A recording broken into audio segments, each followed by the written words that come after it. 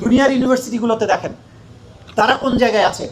আমি এখনো 60-এর দশকের চেয়ার টেবিল নিয়ে গর্ব করছি, এটা আমার ঐতিহ্যের অংশ নয়, এই ঐতিহ্য অবশ্যই, কিন্তু এখন এটা আধুনিক হওয়ার সময় এসেছে। পেছনের কথা বলার আর সময় নেই।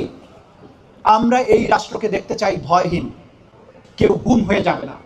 আপনি গুমের আইনটা বাতিল করে দিলেন, তার মানে কি ভবিষ্যতে গুম করা বৈধ?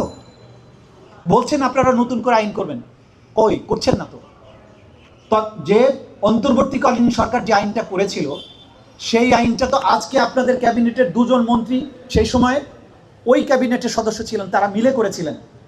তো তারা কেন, তারা আপনার দৃষ্টিতে যদি তারা ভুল করে থাকেন তাদেরকে ক্যাবিনেট থেকে তাহলে চলে যাওয়া উচিত। তারা মিলেই তো এগুলো করেছিলেন, ভুলে গেলেন কেন? আপনারা জুলাই অভ্যুত্থানে যে রক্তদান হয়েছিল, যে চেতনার কারণে যে অন্তর্বর্তীকালীন সরকার গঠিত হয়েছিল, কি কথা ছিল? তিনটা মেজর কাজ করবে। একটা হচ্ছে রাষ্ট্রের প্রয়োজনীয় সংস্কার, আরেকটা ছিল যারা এই 17 বছরের গুম খুন করেছে এবং জুলাই মাসে মানুষ হত্যা করেছে, গণহত্যাকারী, তাদের বিচার। তৃতীয় ছিল একটা সঠিক এবং সুষ্ঠু নির্বাচন।